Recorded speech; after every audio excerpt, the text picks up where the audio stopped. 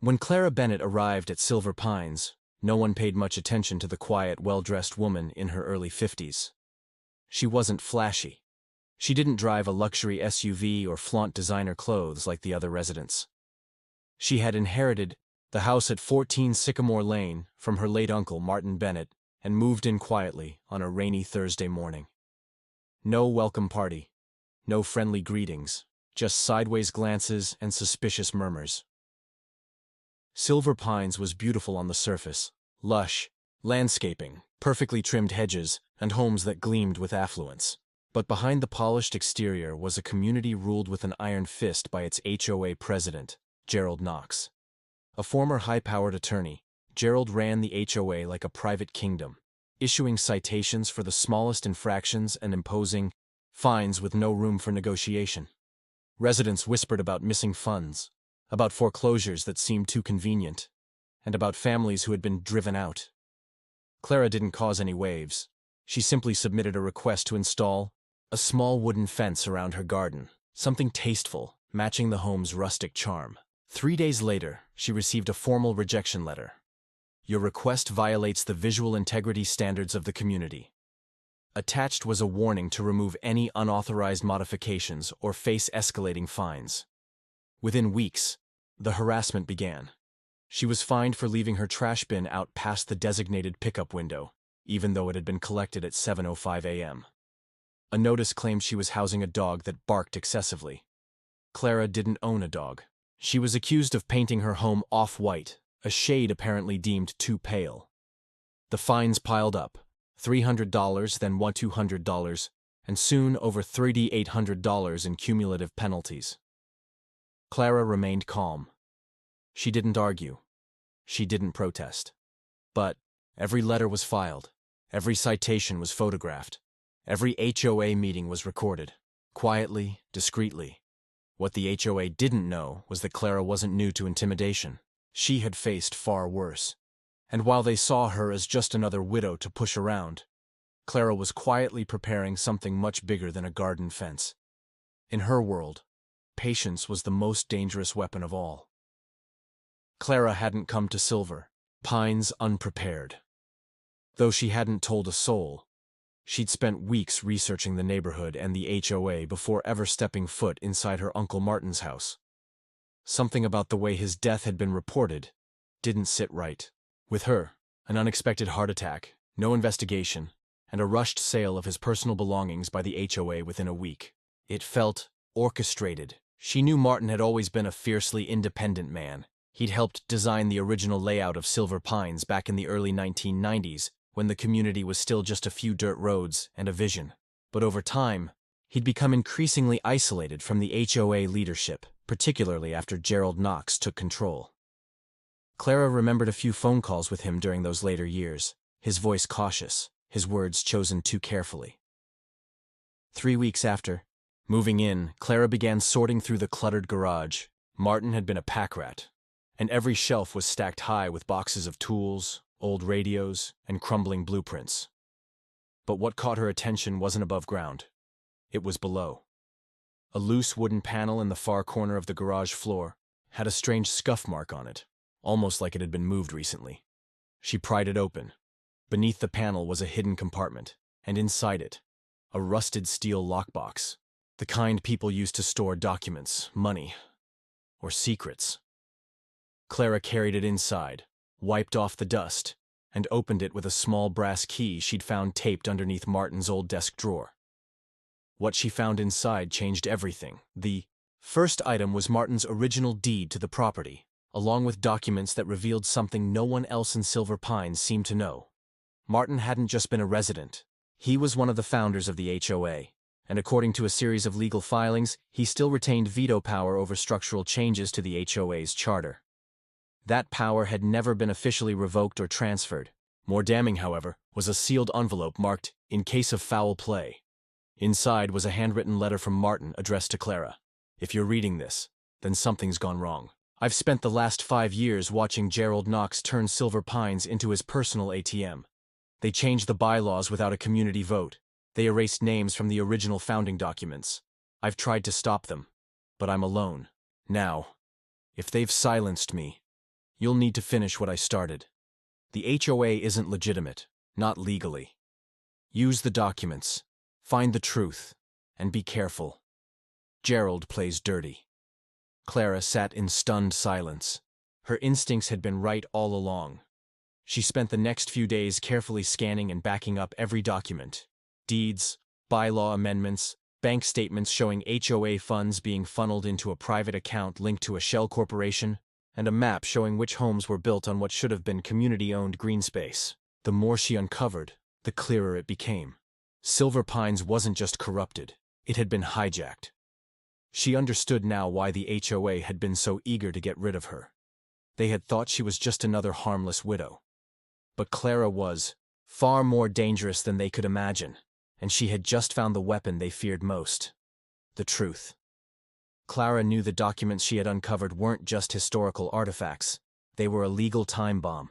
But exposing the corruption within the Silver Pines HOA wouldn't be as simple as waving a few old papers around. Gerald Knox was smart, manipulative, and legally meticulous. If she wanted to win, she needed someone who could dismantle his web of deceit piece by piece. She contacted Henry Lawson, a semi-retired attorney who had once worked with her late husband in white-collar crime investigations.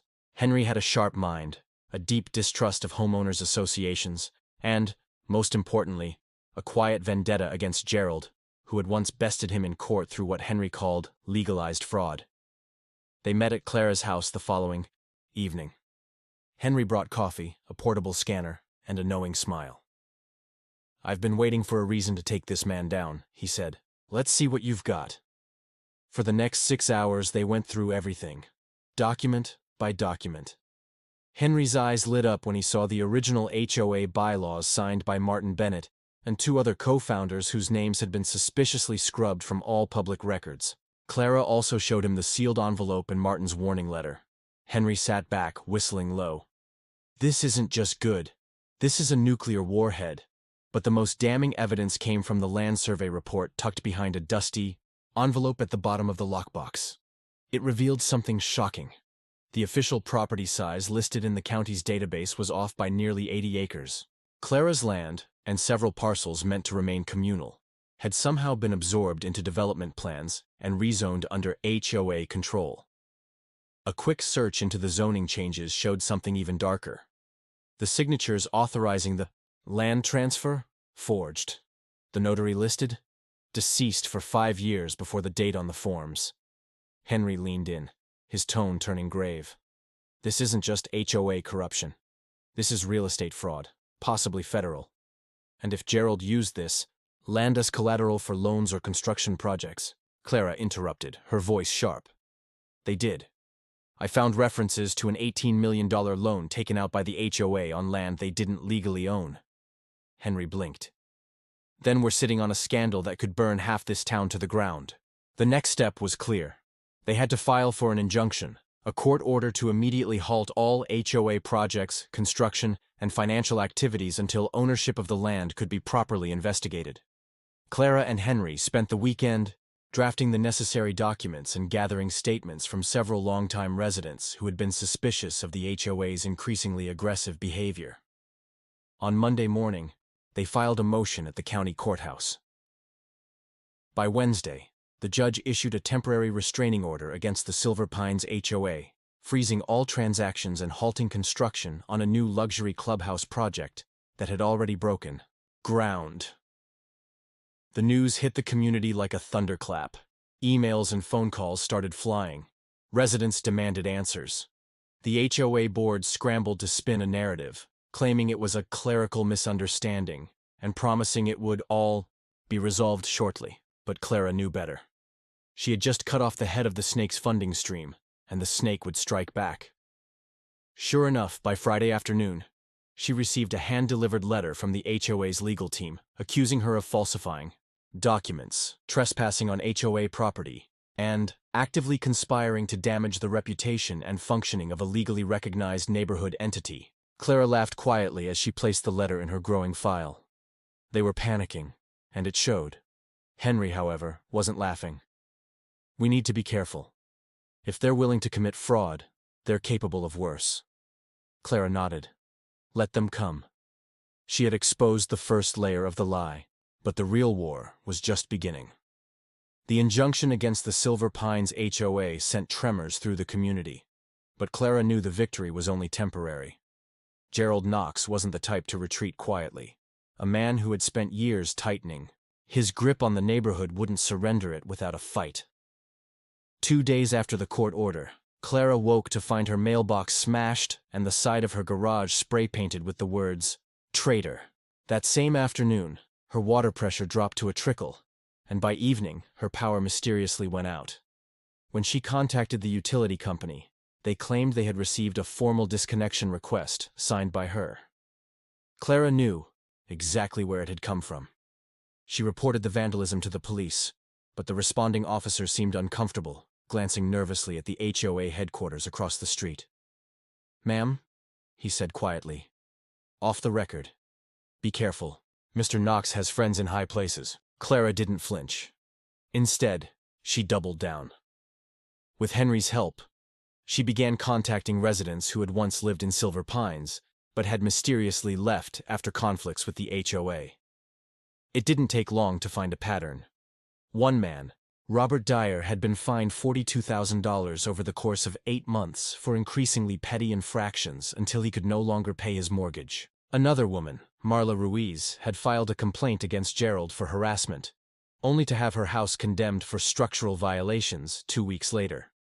Clara met with them privately, gathering sworn affidavits, copies of their fines, and eviction notices. Each story was a piece of the same puzzle. The HOA had weaponized its authority to force residents out, then quietly sold their homes through shell companies linked to Gerald's associates. The final piece came unexpectedly, from inside the Urari beast itself. One evening, a man named Robert Gaines, the HOA's longtime treasurer, showed up at Clara's doorstep, visibly shaken. "I need to talk," he said, clutching a battered briefcase. Inside were copies of internal emails, falsified budget reports, and offshore account transfers. Clara sat in stunned silence as Robert explained how Gerald had funneled over $500,000 of HOA funds into a private investment account in the Cayman Islands. When Robert had tried to speak up months earlier, Gerald threatened to destroy him, financially and personally. "I can't live with it anymore," Robert said, his voice breaking. "He's going to take everything. And now that you've stopped the clubhouse project, he's panicking. You've cornered him." Clara didn't waste a second. With Henry and Robert by her side, she compiled a full whistleblower report and submitted it to the local news outlet and the state attorney general's office. Within 48 hours, the media descended on Silver Pines. Headlines blared, "Luxury community rocked by fraud allegations. Silver Pines HOA under investigation for embezzlement, intimidation." Residents poured into community forums, demanding answers.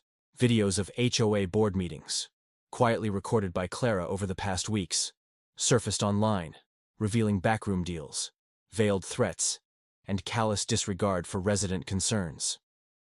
Gerald tried to fight back.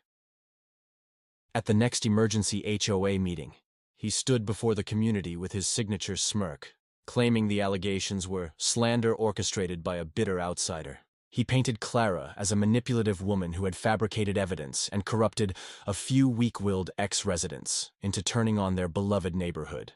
But the tide had already turned. Clara stood, calmly, and began to speak, not with anger, not with vengeance, but with quiet authority.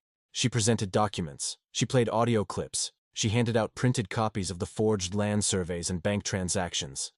And when Robert Gaines stood beside her and verified every word, the room went still. Even Gerald's most loyal allies began to shift uncomfortably in their seats. "I didn't come here to tear this community apart," Clara said. "I came here to honor the man who helped build it, and to make sure no one else has to suffer in silence." That night, something shifted. Residents who had once stayed silent out of fear began to speak up. Anonymous emails flooded Clara's inbox, filled with more stories, more evidence. A private Facebook group of over 200 residents formed overnight, dedicated to transparency and reform. They called themselves the Pines Reclaimed. And while Gerald Knox retreated to his office, desperate to regain control, Clara knew he was no longer in charge. His empire had begun to crack. Clara knew that exposing Gerald Knox was only half the battle. The real challenge was making sure he faced justice before he could manipulate the system to escape the consequences. 2 days after the emergency HOA meeting, an anonymous tip led local news crews to a damning revelation. The Silver Pines HOA had been funneling resident fees into fake infrastructure projects. A deep dive into financial records, provided by Robert Gaines, showed that hundreds of thousands of dollars meant for neighborhood upkeep had instead been redirected into personal accounts linked to Gerald and his close allies. But the most shocking discovery was yet to come. A leaked bank statement showed that Gerald had been using the illegally acquired land as collateral for massive bank loans. If these loans defaulted, Silver Pines would be on the hook, and homeowners, already paying some of the highest HOA fees in the county, would bear the financial burden. The media storm that followed was relentless. News outlets dug into Gerald's past, unearthing previous allegations of fraud from his days as a high-powered attorney. Social media erupted, with residents demanding his immediate resignation. Even those who had once supported him started to distance themselves, afraid of being dragged down with him. And yet, Gerald still fought back. Late one evening, Clara received a cease and desist letter from Gerald's personal lawyer, accusing her of defamation and threatening a lawsuit for damages. The message was clear. He was still trying to intimidate her into silence. Henry, however, was ready. That was his first real mistake, Henry said, tossing the letter onto Clara's kitchen table. By threatening you legally, he just opened the door for us to countersue. Instead of responding directly, Henry sent a formal request for a financial audit of the HOA to the state's attorney general. Within days, Silver Pines was hit with an official fraud investigation. The final nail in the coffin came when Clara and Henry uncovered an illegal eviction scheme orchestrated by the HOA. They found dozens of falsified liens and fraudulent foreclosure notices issued to homeowners who had resisted Gerald's rule. Some of these families had been forced to sell their homes at a fraction of their value, only for those properties to be resold at a profit by shell companies linked to Gerald. Faced with mounting evidence and a pending criminal investigation, Gerald began to crack. At the next HOA meeting, packed with furious homeowners and swarming with journalists, Gerald made his last stand. Standing at the podium, he denied everything. He blamed the hysteria on outsiders trying to destroy the neighborhood. He called Clara a liar, accused Henry of ambulance chasing, and even suggested that Robert Gaines had fabricated the financial documents. But Clara was prepared. She stepped up to the microphone and calmly presented a signed affidavit from a former HOA board member who had fled the community 2 years prior, detailing exactly how Gerald had falsified records, pressured homeowners into compliance, and siphoned money into offshore accounts. Then, she played the audio recording, a conversation Robert had secretly recorded months earlier, in which Gerald explicitly discussed his plan to bury residents who resisted by hitting them with legal fees until they either left or broke under financial strain. The room fell into dead silence, and then, one voice spoke up. "You stole my home," a former resident called out. Another stood. "You threatened my family." More voices rose, one after another, until the room erupted in anger. Gerald had lost control. Security had to escort him out of the building as residents hurled accusations at him. By the next morning, his resignation was inevitable. But Clara wasn't done yet. She had come too far to let him escape unscathed. By the time Gerald Knox stepped down, a grand jury had already been convened to review the charges against him, and Clara? She stood at the heart of it all, watching the empire he had built crumble into dust. As the news of Gerald Knox's resignation spread, Silver Pines erupted into chaos. Some residents celebrated, while others, those who had benefited from his rule, were in denial, refusing to believe their once powerful leader had fallen so disgracefully. But Clara knew this wasn't over. Not yet. Gerald Knox was a man who thrived on control, and now that he had lost it, he was dangerous. 2 days after his resignation, reports surfaced that Gerald had attempted to withdraw over $200,000 from an HOA-controlled account just hours before investigators froze its assets. The bank flagged the transaction, and by the time state officials stepped in, Gerald had disappeared. Clara and Henry weren't surprised. They had been waiting for this moment. They had already obtained records of his offshore accounts, his fake companies, and the trail of embezzled funds leading back years. And now, they had something even better. A wire transfer receipt showing Gerald had been funneling money out of the country long before the scandal broke. This wasn't just HOA corruption anymore. It was a full-scale financial crime. Knowing he would eventually try to flee, Clara had tipped off a federal investigator, an old contact of Henry's. Less than 48 hours later, Gerald was intercepted at a private airport just outside the city, trying to board a chartered jet with a one-way ticket to the Cayman Islands. He was arrested on multiple charges, including fraud, embezzlement, and financial misconduct. When the news broke, the final wave of panic swept through Silver Pines, HOA.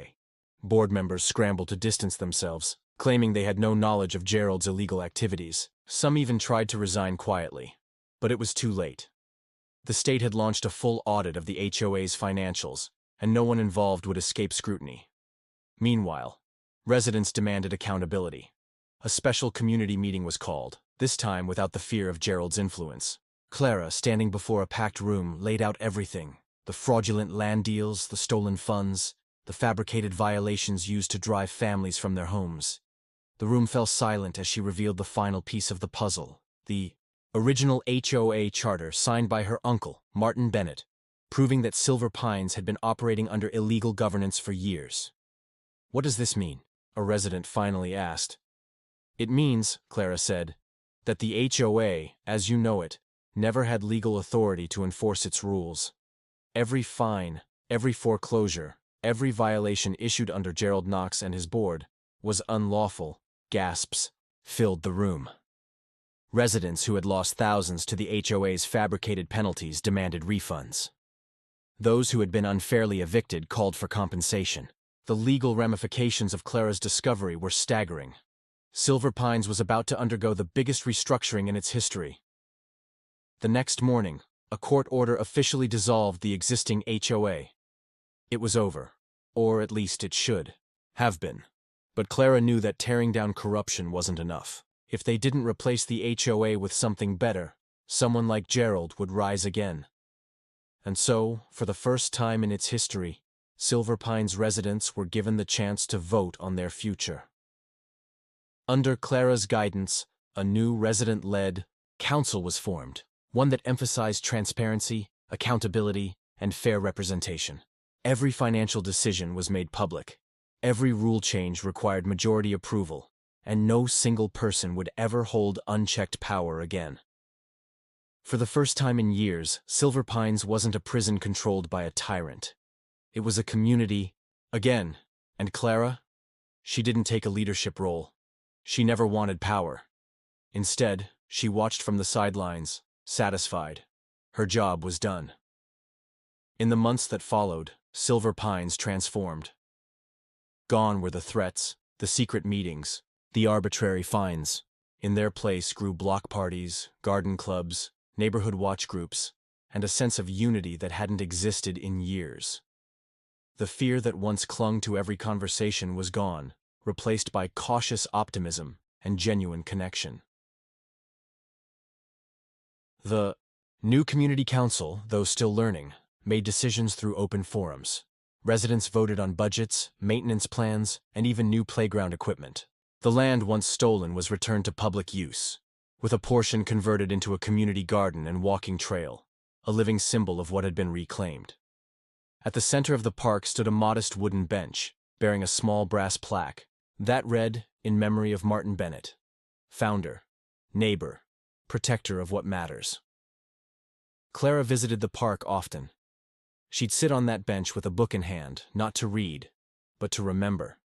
She thought of Martin, his stubborn independence, his quiet strength, and the trust he had placed in her even after death. People still approached her on occasion. Neighbors offering gratitude, asking for advice, or simply sharing how different the community felt now. She listened, smiled, and always reminded them, "You didn't need saving. You just needed truth."